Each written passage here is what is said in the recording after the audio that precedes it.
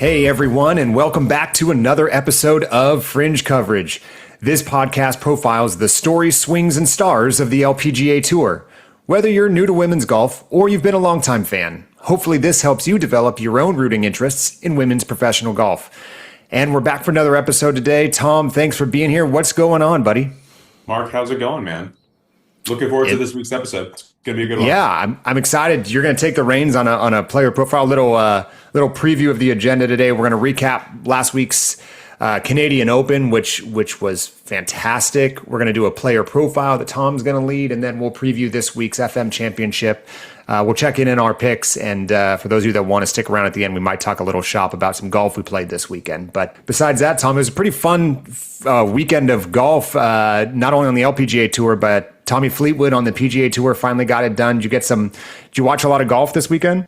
I did, not as much as I'd like. Obviously, you and I were on the course, which was enjoyable. But yeah, it just seemed like a feel-good weekend for golf. It's nice to just relax and go, hey, some likable people want a tour. I sent you a screenshot of this.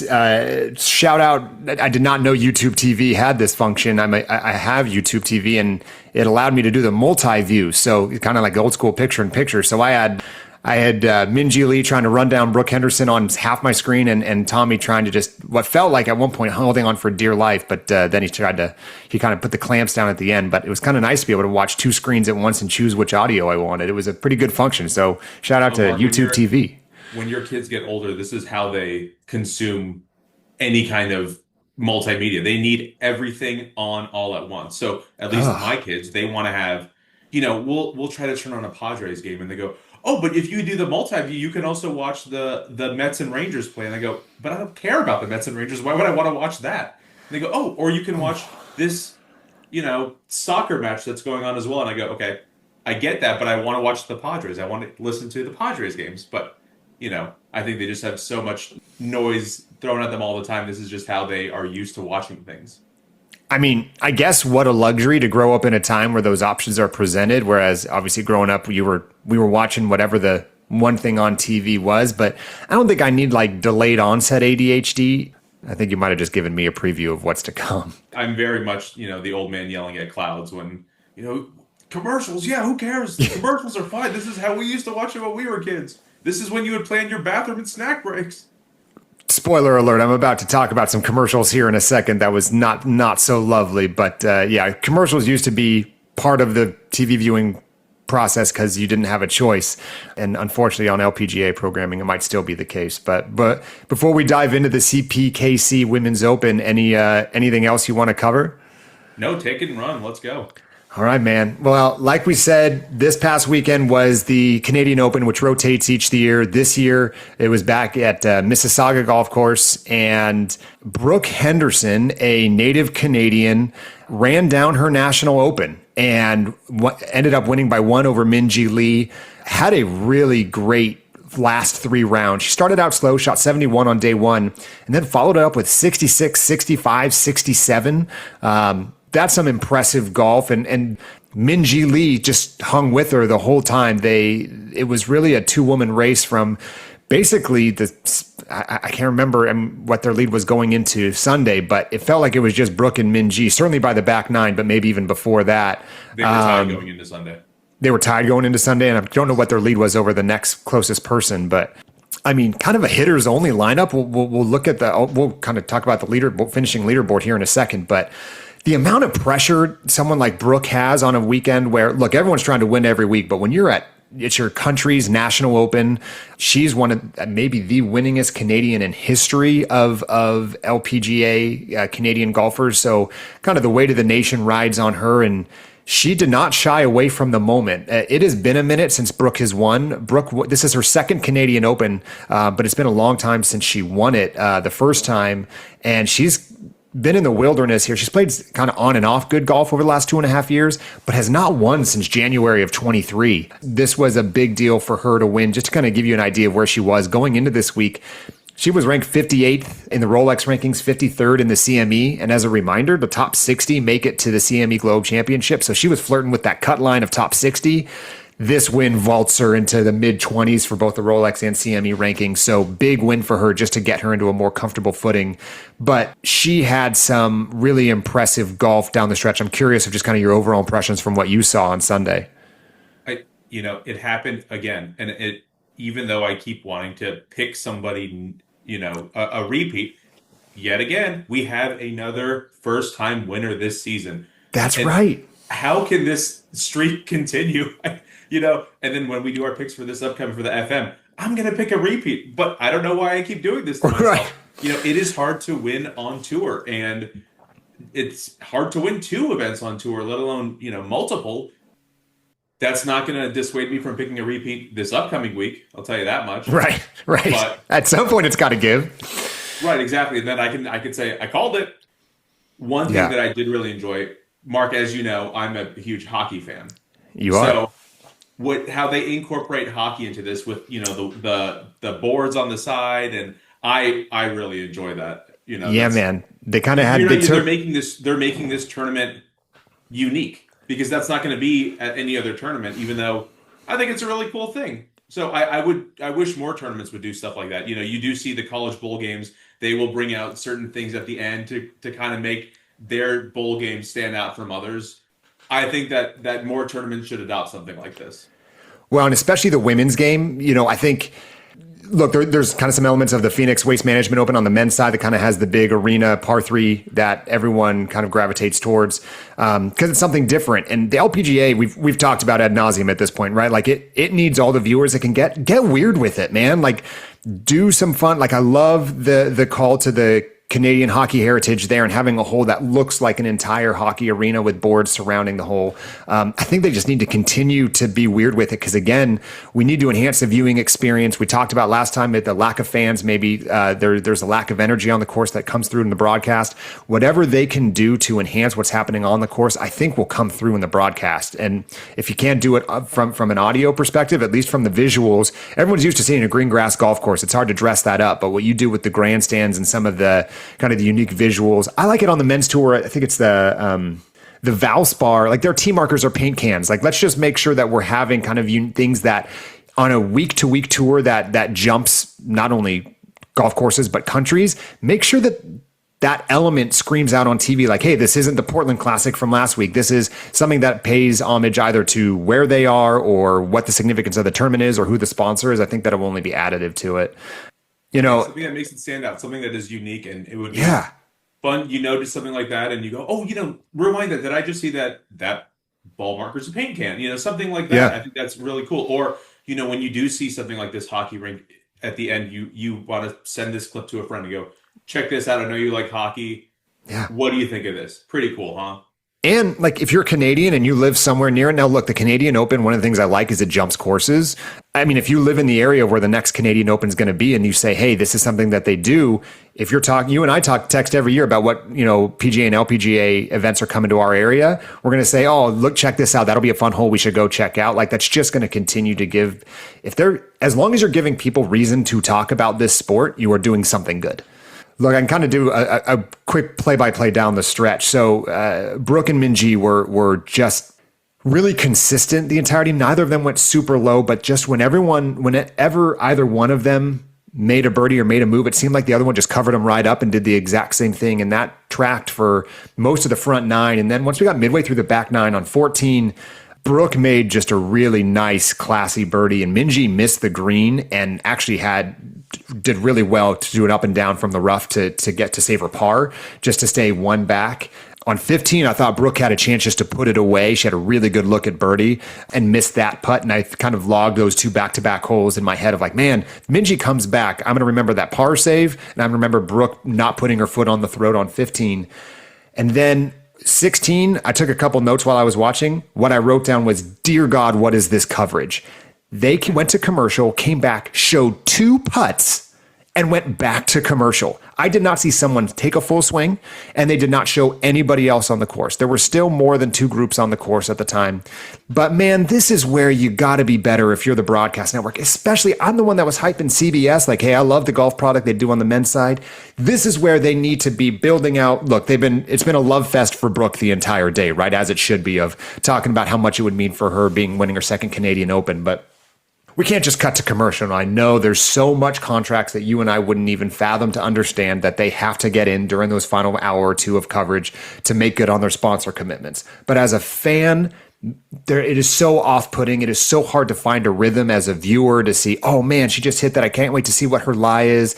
They have to come back, and all they're showing is putts. Like, I want to see them hit their tee balls. I want to see where they end up in the rough. I want to hear them talk to their caddies about how much distance they have in, and we're just getting none of that. And again, there's so much resources that go into that we don't have, but it just punched me in the face today. And the reason I got so mad is when we came back, they were on 16. Dude, the wind was ripping, and I don't know if they just entered a different part of the course that was more exposed, or if the wind just had picked up or had been blowing all day and just the broadcast didn't pick it up. But everybody's shirts are blustering in the wind and the flags are ripping. I'm thinking, these are some hard shots down the stretch. And the broadcast barely mentioned the conditions. And again, I want to know what they're up against. So just as much as I love the way CBS is starting to broadcast, especially on the men's side, I do not think they put their best foot forward on this, and it's frustrating. Anyways, back to the golf. Get to 17. Again, Brooke still got a 1-shot lead. Brooke and Minjee both birdie. And I'll tell you, man, Brooke just played a pro 18th hole, put her ball on the far side of the green, and had a not easy 2-putt. And we'll talk about our golf at the end of this episode, but man, lag putting she put it in a no-doubter. It was something that she could have easily just been trying to get within 3 feet, and she left herself a tap in, which forced a long birdie try for Minjee that she had to drop. And Minjee gave that a run. I don't know if you saw that putt, but about halfway there, I thought we were going to a playoff, and the thing just didn't come right at the end. But man, that's a good golf tournament, man. You've got the great storyline of Brooke in Canada trying to win her Canadian Open. You got Minjee Lee, the number 2 player in the world right now, trying to chase her down. And then zoomed out, man, that leaderboard is awesome. You had 5 Rolex top 10 players in the top 10 of the tournament. Gino was in there. Mao Saigo was in there. Nelly actually got kind of backdoor top 10. Was never really competitive for the lead. And Lydia Ko as well. So, I mean, talk about, I love when a tournament, the cream rises to the top, and it felt like we got that this week. So just really, really awesome week. The only other notes I had is Minjee's a dog, man. She won another major this year. I just love the way she plays. She's got a little swag to her. She seems really hard to fluster. And she switched to this long putter earlier this year. It was a big deal at the time, kind of that high, almost into the chest. You're not allowed to anchor, but pretty close to it.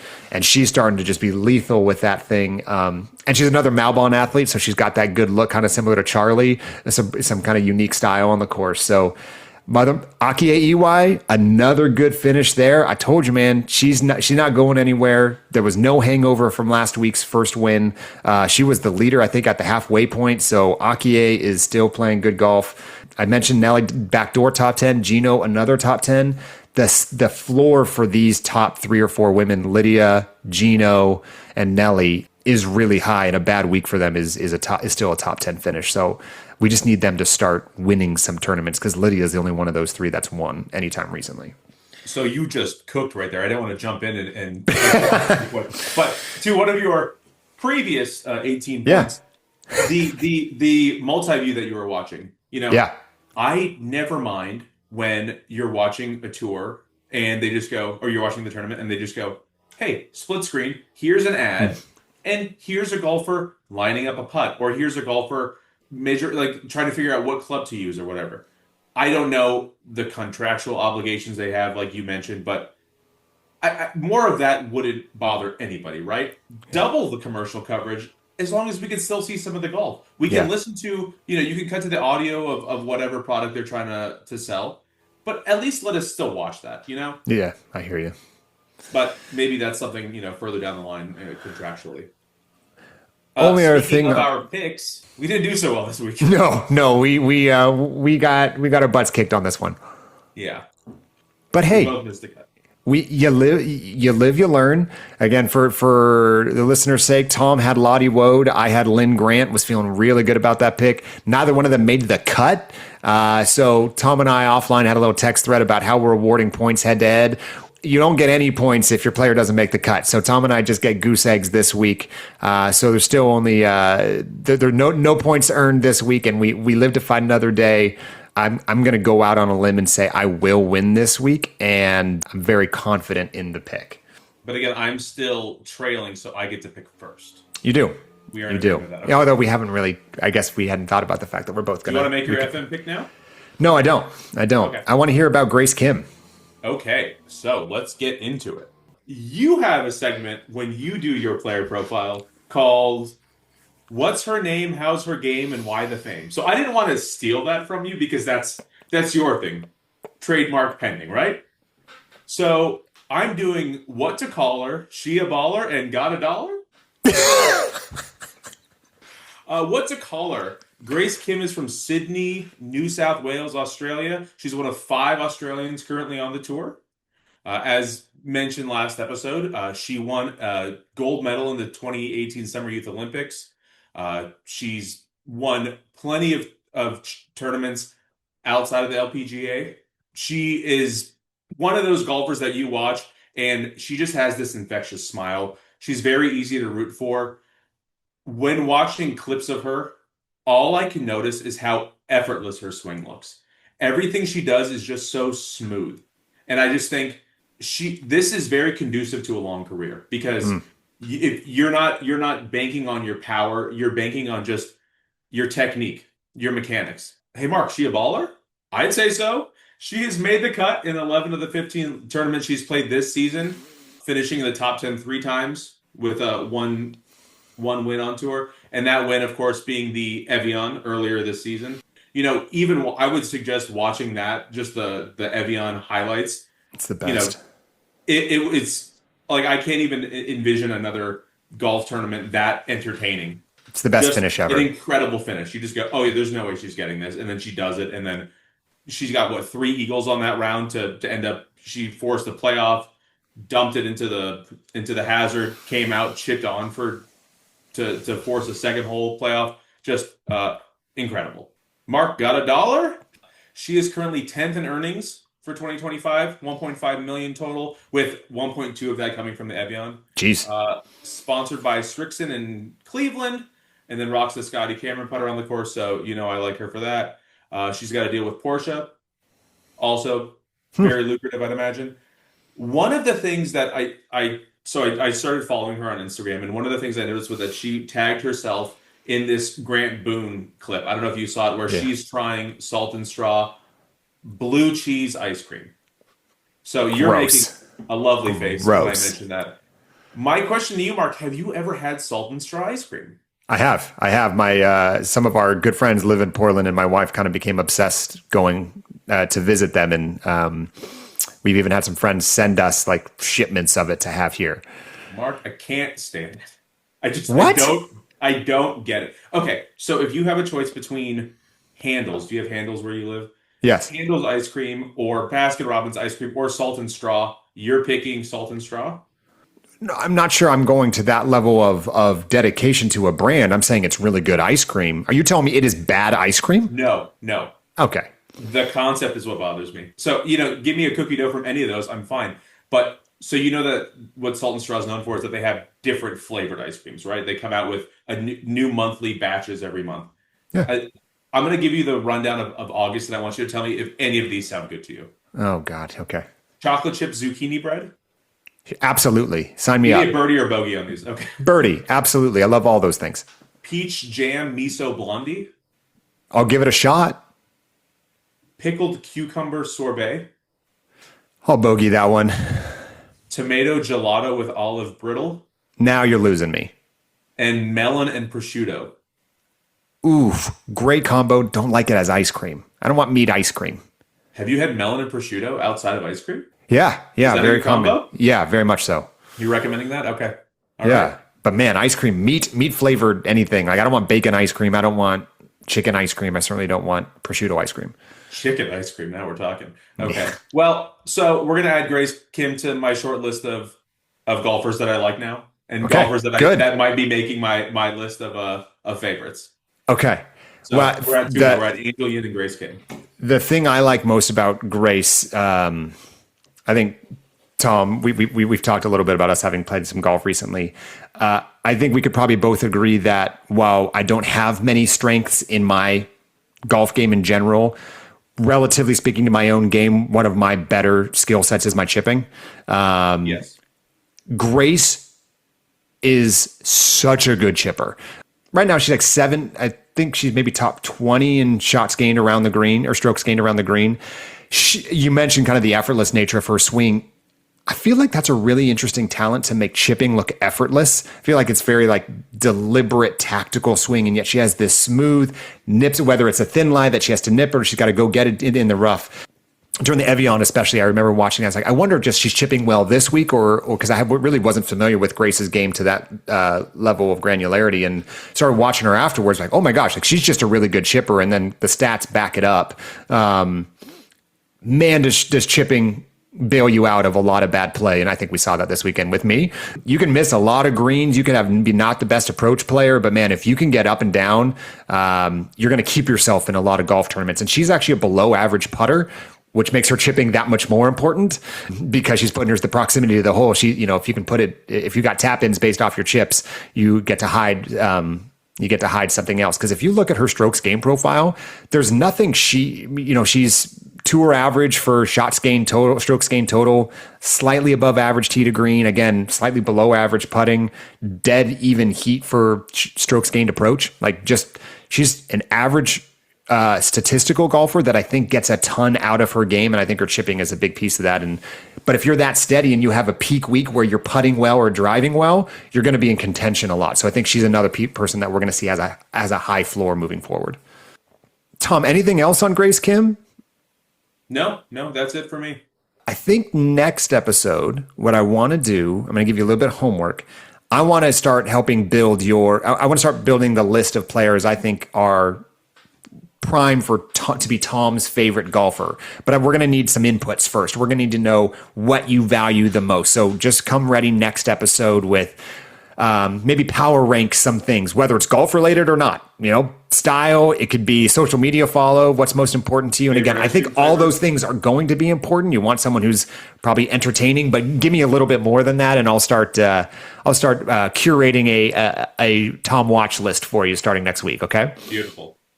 All right, this week we are heading over to the FM Championship at TPC Boston in Norton, Massachusetts. This is the second annual event. This actually just started last year. The TPC Boston is actually 25 miles south of Boston. Hosted a ton of PGA events over the years. Pretty good test. Last year, in the inaugural year, Hyde on You, yes, I pronounced that correctly. Hyde on You was the champion of the inaugural event. Prior to last year, there had not been an LPG event in Boston since 2004 when they had the U.S. Open there. So Boston has not had a heavy LPGA presence for almost 20 years. So fun to see a big market like that get another LPG event. Again, I think big markets are going to be important for the growth of the LPGA. So the larger fan bases get exposed to it. Great field this week. 36 of the top 40 golfers are in the field this week, including the aforementioned Gino, Nelly, Minji, etc. So really, really good list of people. Some hometown favorites, if you want to play the Brooke Henderson Canadian Open card, Megan Kang, who's been playing really good golf the last few weeks, is from Massachusetts, huge Celtics fan. And then Brittany Altamari and Alexa Pano are also from the greater Mass area. So another set of three that will probably have pretty good legions surrounding them and following them on the course next week. And then one note for a sponsor exemption, Mega Gane. Mega just won the U.S. Women's Am at Bandon Dunes. Sick golf course, by the way, to have the U.S. Women's Am at go to Bandon. But Mega is getting a sponsor exemption to play in this week. So she'll be turning professional. She just finished her junior year, going into her senior year, but she gets an exemption this week, coming off of that big win at Bandon just a couple weeks ago.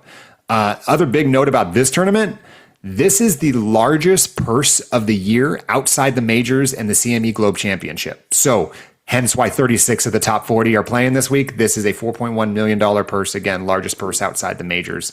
And finally, broadcast. Where can we watch?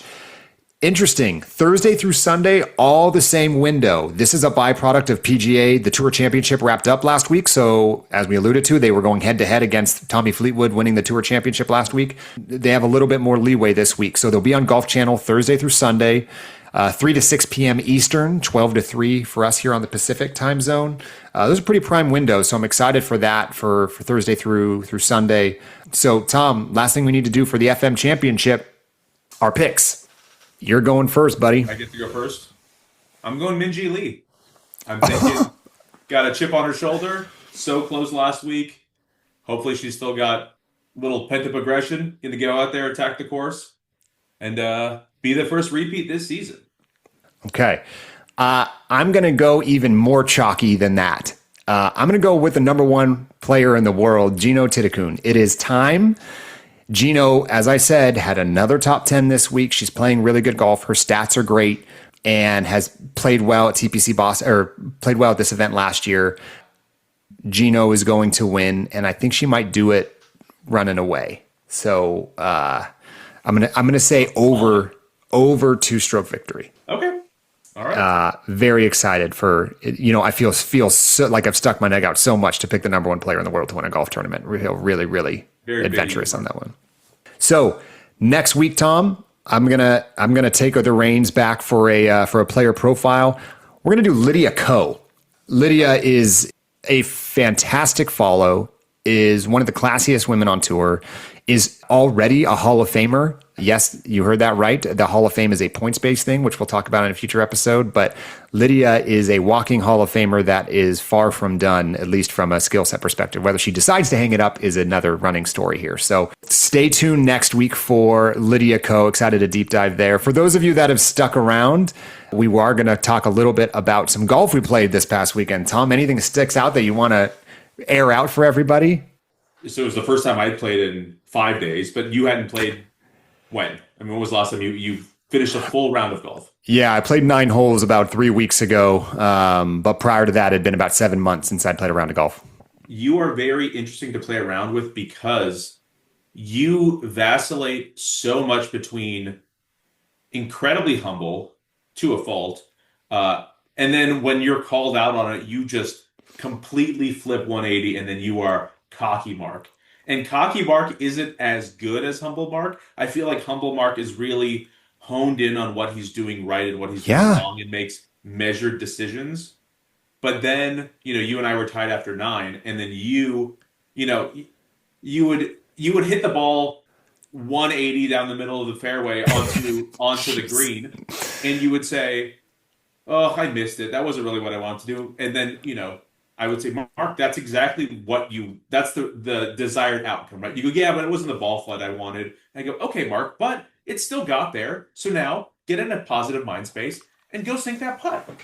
And then you would sink it and you go, oh, yeah, good thing I hit the cup, because if I had missed it, an inch to the left, it would have been 7 feet. Okay. Marc, be happy with your game. So to tell the true version of this story, yes, I am a very self-deprecating golfer. And because I haven't played a lot of golf, when I stand over a ball anywhere, there's what I'm attempting to do, and then there's what invariably happens.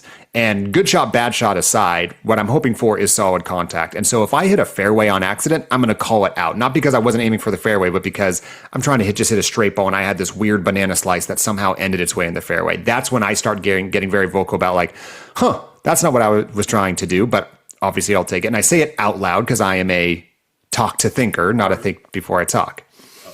So the only reason cocky Marc came out is not because I was playing good golf, is because you asked me to be more confident, and I tried to overdo it because I don't like doing that.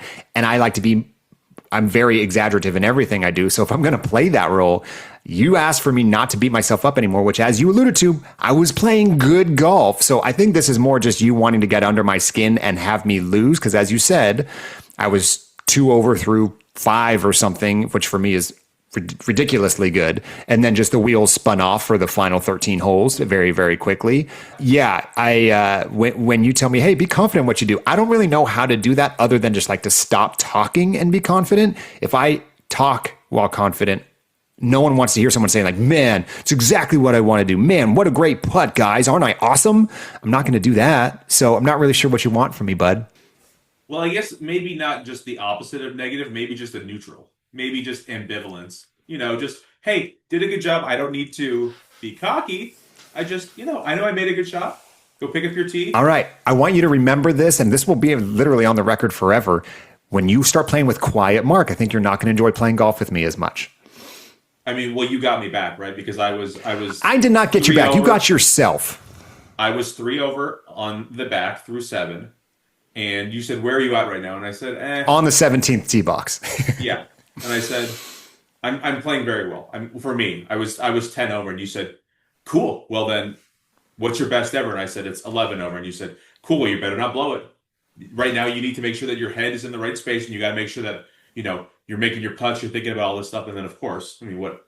Yeah, I did not say you better not blow it. What I said was Your eyes just said it. okay. What I said was let's make sure you miss in the right spot. You do the right club choices, which you have a tendency to think you're going to hit your max distance every time you choose a club, as opposed to, hey, where do you want your miss to be? I'm a much better coach than I am player. For those of you that are thinking, like Tom's referencing, I'm worried about my ball flight. Ball in the air is my preferred ball flight. So let's not get carried away. I'm not trying to figure out what the 9 windows are that I'm trying to hit it through, whether I'm hitting a fade or a draw. I'm not doing any of that. Suffice to say that I barely broke 90, if anyone really wants to know here. So you beat me handily. Usually you and I are very good in terms of like cheerleading one another and trying to get the other one to the best score. I think we're both pretty good at that. We don't try to get under someone's skin unless there's like a bet on the line.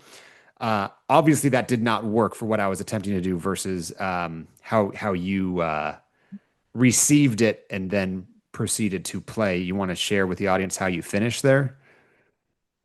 Yeah, so 10 up after 16 holes. So the 17th, par 3, perfect distance for me. And of course, I go to the right, short, just not ideal. I think I chipped in and I ended up getting a bogey on that one. So fine, carrying it into We're the fine. 18th. Yeah. Hit a very nice drive, but it ended up tailing a little bit to the end and went under some trees. And I had 93 in and I was underneath the tree.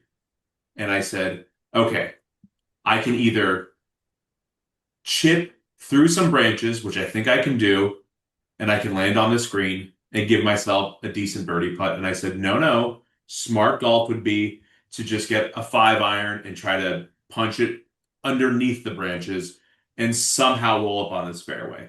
And I said, let me see if I can do that. So I do that, and then of course I end up short of the green. Not ideal. And then I do this stupid thing I know I shouldn't have done, and I said, let me just drop a ball and see if I could have made it. And of course I do, and I stick it like 6 feet from the hole, and Mark's on the other side of the green clapping like, what a shot! And I'm waving him off saying, no, no. And I then did not see the first swing. I did not know that was not ball number 1. And then so I go and I hit my first ball, and Mark says, sorry, I'm sorry for clapping, Tom. I said, it's okay, Mark, I appreciate the support. And then I ended up, getting a bogey on that hole too, or whatever it was. And so, trust yourself. That's the big lesson from this thing. You know what? We could both learn from, again, best laid plans. We always seem to try to be super supportive of one another, but it sounds like we just end up sabotaging one another with our attempts because I don't know if you blame me for your final 2 holes, but I'm starting to maybe catch some whiffs of that. I will say one other thing that happened on the golf course that I wanted to pick your brain on. I know exactly what you're going to say. We were playing with 3 other guys. We were playing with another buddy of ours, and then we got paired up with a single. Single was a very good player. We did not deserve to be in the same group, but super easy guy to talk to. Heck of a swing, especially lefty. He pumped the ball, but we teed off early.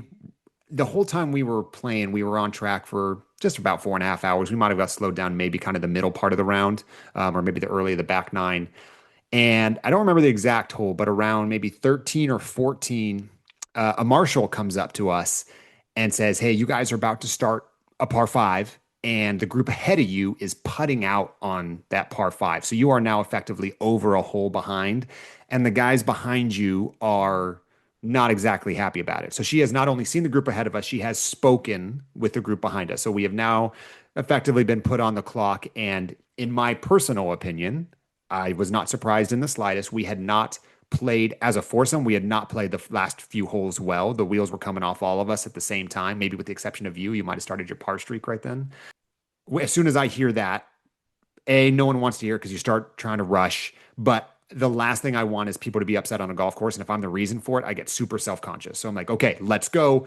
I just want to hit my drive. I would had the luxury of being a single in a cart. So I just got to hit my ball. And as soon as everyone teed off, I drove and made sure that, I was on the green while you guys were in the fairway because I had that luxury because I didn't have to drive to a second ball. And we got off the clock within a hole. Like we sped through that par five. So much so that Marshall came back to us a hole and a half later and said, man, you guys make my job easy. Thank you so much for listening. Appreciate it. We closed the gap. Those people never, the last time those guys got behind us was only because we were waiting on the group ahead of us. So we kind of relieved the gap. Tom, when you have an instance like that, when a marshal comes, what's going on internally?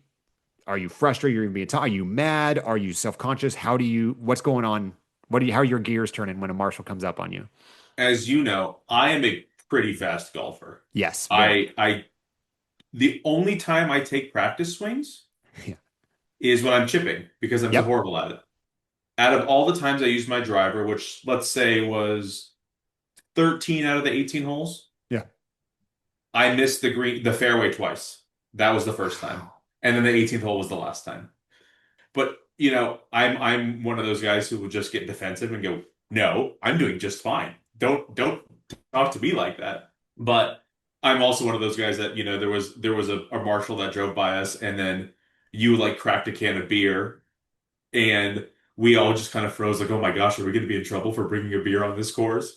Yeah. Because while I talk a big game, I am not very confrontational. I would not No. tell a marshal, "Well, actually, ma'am, we are right on schedule. The sign here says I should finish in 4 hours and 25 minutes, and that's right where we are." So I would just say, "Will do. Thank you so much."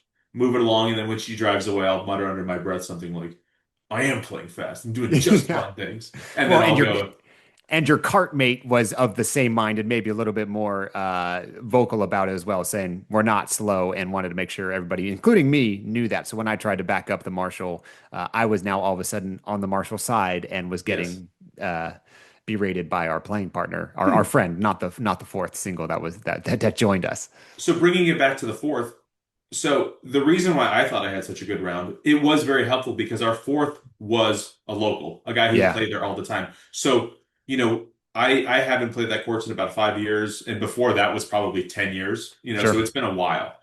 But I don't really recognize any of the holes. So when I would go and I'd hit a ball, I'd line up a tee shot and I go, I don't really know where to aim. And he would always tee up first because he's playing from the blues and he, smokes it. And then he goes, just aim to the left of that tree there. It'll trickle down the fairway, and that's Sure. exactly what you want. Whereas, when I'm out there, I don't have that kind of local knowledge. Just And gonna I think bang driver, see what happens. Yeah. local knowledge of a course makes so much of a difference. And I keep trying to do this with you because I've never done this myself. I've never played the same course back to back days. You watch somebody on the tour where they get to play the same course Yeah. 4 days in a row. The pin placement might be Sure. different, but they know things. They learn things after the first couple days that they can take into their next round.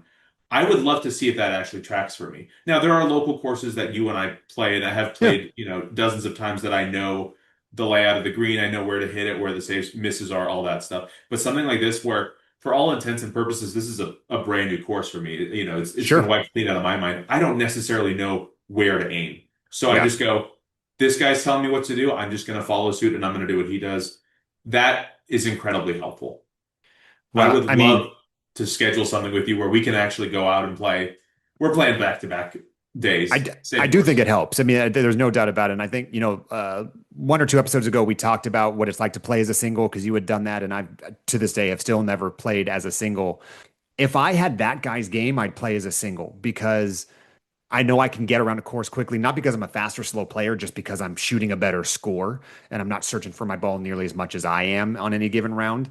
But I also think, we've got a buddy who played some professional golf and we play with him. I always play my best golf when I'm with him. Similar to the reason you just said is it's a guy who not only has course knowledge, but also we're friends enough that he'll every now and then just drops. If I ask, he'll give a feedback like, dude, I mentioned this to you on Saturday. You're spending way too much time over the ball. Just hit it, whatever. Just someone to give you a subtle reminder that we can listen to and trust as opposed to you and I trying to talk each other up, even though neither one of us have any bona fides to be able to start coaching one another. We're more mental coaches. But we got to do it again. I do like the idea of playing back-to-back rounds somewhere. You know what would be very fun? What's that? If we played back-to-back days, and the first day we were super supportive of each other, really, helped each other out. And then the second day we are playing partners only. We show up to the course. We aren't even friends. We show up, we introduce ourselves to all the other two people playing with us, pretend like we don't know each other, and just see how we do. I like it. I mean, look, we are at the point now, like if we were actually following handicaps, which we don't even know what mine is, I think we know that you'd probably be a couple shots better than me on a card.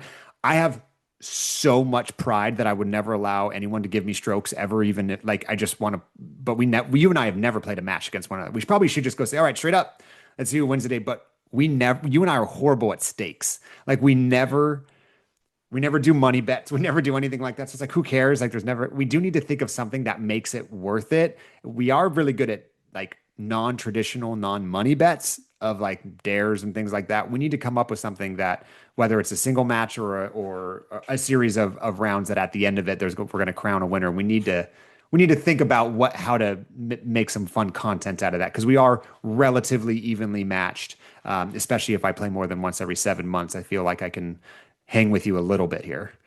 So you said that you were being supportive this round, correct?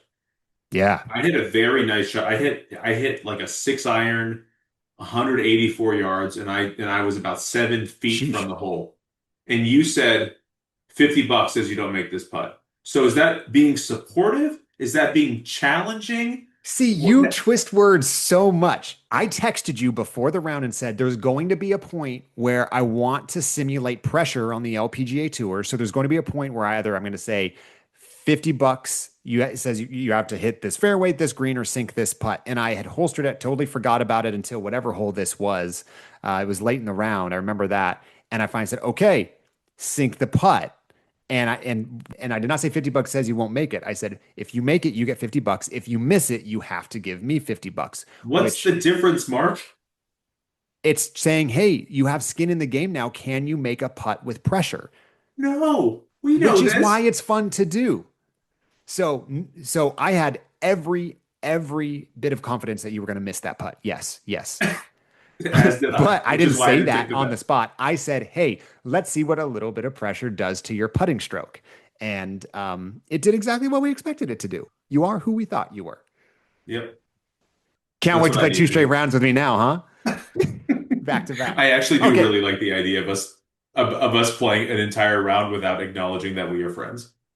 Or like Bryson and Rory just going down the stretch. Yes, not talking. That's exactly what I'm thinking of. Okay, perfect. Well, let's effort that to happen. In the meantime, I think the people are sick of hearing about our individual golf game when they tuned in to hear more about how Brooke Henderson won the Canadian Open. So with that, Tom, you want to tell the fans where they can give us some feedback and play us out? Yeah, please send us your emails at fringecoverage@gmail.com.